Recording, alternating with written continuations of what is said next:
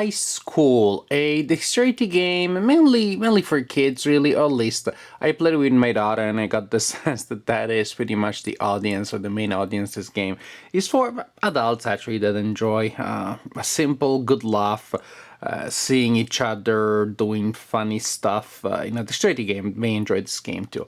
IceCool, a pun on the word high school.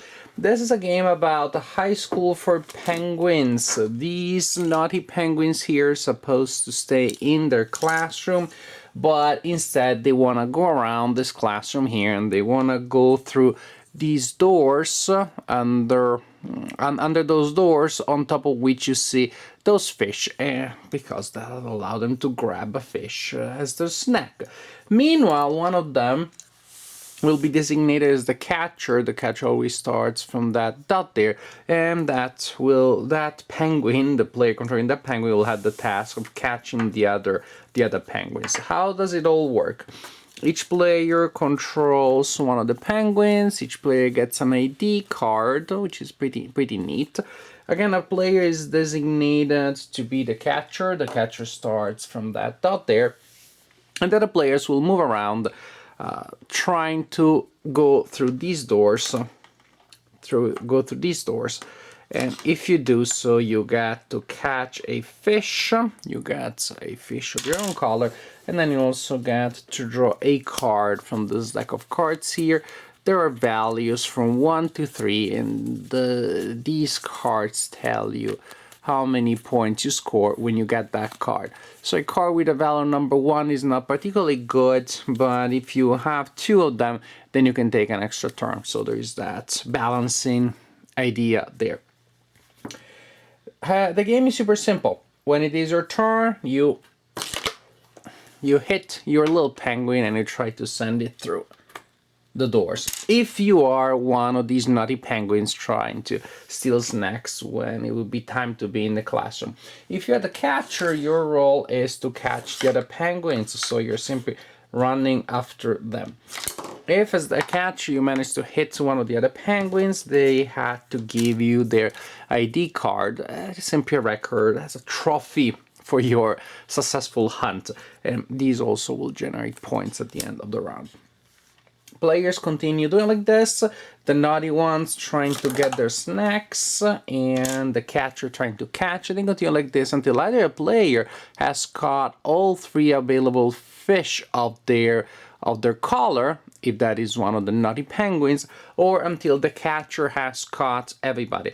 At the point the round is over, and the players get to draw a victory point card, a score card, for each ID card that they control. This is pretty much a way for the catcher also to get points. So the catcher always scores his or her own card, plus any other card that was collected during the round generates a card from this deck.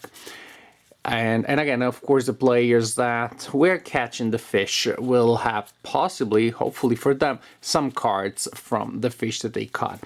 You continue like this until each player was the catcher once, and when that is the case, when the last player has played the catcher, at the end of that turn, or that section of the game is over and you count victory points. Simple dexterity game. Really nice, really fun board, as you can see here. It's a box formed by 4 other boxes with doors in them. But it's a nice, cool 3-dimensional board that the players will try to go through. What makes the game interesting, unique I would say, is the penguins really, is the shape of these penguins and the mobility that they have. When you have games where you're just flickering your components, usually expect discs, which are predictable, you know how to do those. Here there are metals of balance, because if you hit the penguin right in the middle, usually the penguin will go in a straight line, but maybe you mess up a little bit and the penguin starts going in different weird directions. Even if you do manage to flicker and direct your penguin in a straight line, then the penguin may start spinning and moving in some strange directions. As you saw earlier, it was just throwing. I was just pushing the penguin that way, and then I was lucky that it went into through that door. That was completely not meant, or was it? And then there are the times where you think that you have an easy shot and you're trying to push the penguin in a straight line, and weird stuff happens. So as you can see, these penguins move in funny ways. There is an unpredictable element, which makes the game fun and refreshing for adults or for older kids, but it does make it a little frustrating for my two daughters, especially the 4-year-old one that really finds it hard to send the penguins where she wants. What she does actually, simply she moves it around by a certain number of rooms that she decides. I know she doesn't like to follow rules when things are stressful. Something also that my 4-year-old finds stressful is to be caught. She's okay with playing the catchers. Actually, usually she wants to play only around the one where she's the catcher, and then that's it. She's like, okay, let's score, let's go and do something else, let's go have a snack.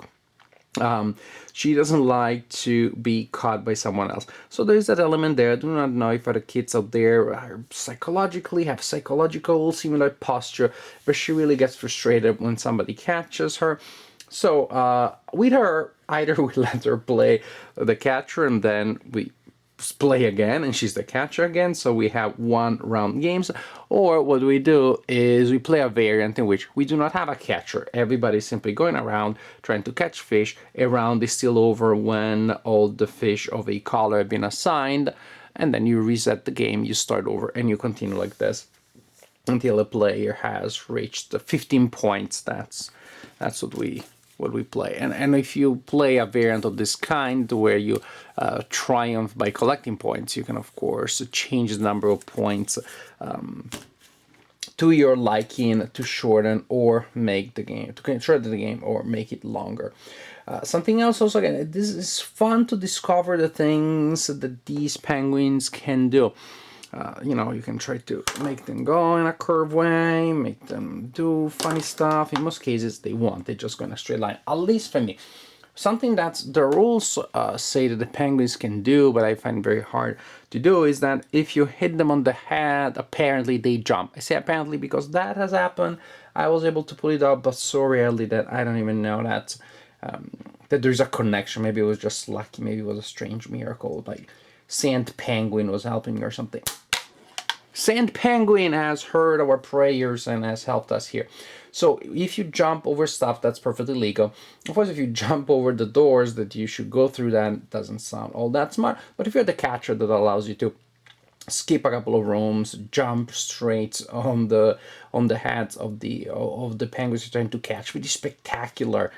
The penguin that comes from the sky and bam! So like dive bombs his classmates. I guess this is a penguin that was given the temporary job of catching the other ones. So this is IceCool. Very catchy, very fun, simple components, a very nice two-dimensional board. I almost think that this could be used, I kid you not, you could use this for wargaming, as a 3D scenery for like 28mm miniatures. I could see like having miniatures, anthropomorphic miniatures representing humans that are fighting in the school as the school is taken over by zombies. Yeah, some of the themes will look a little strange. For example, why is there ice everywhere if this is a high school for students? Nothing else, I'm thinking maybe we need more of these boxes of this type, of construction structures of this type, specifically for wargaming. I think that'd be less expensive than many other solutions out there, but still good looking. But I digress. IceCool is a fun game. It's simple, it's enjoyable. It is pretty much what you expect from a game where you flicker penguins and you try to catch fish. But there is the catcher mechanic that gives variety, so you're not always doing the same thing. As I said, my 4-year-old daughter has mixed feelings, but if we play without the catcher, she's happy. My 6-year-old really likes it, although she also still has trouble with the flickering, and we send in the penguins where she wants them to go. So For children, this is not the simplest dexterity game that there is, just because the balance of the penguins is not intuitive, because there is a balance issue, there is a spin issue, which makes the game a little more complex dexterity-wise than other games based simply on pushing discs across the board. But overall, the production is really impressive, it looks very good, it's fun, my daughters enjoy it. We do not play many dexterity games, but this definitely is one that we have played and one that we have enjoyed.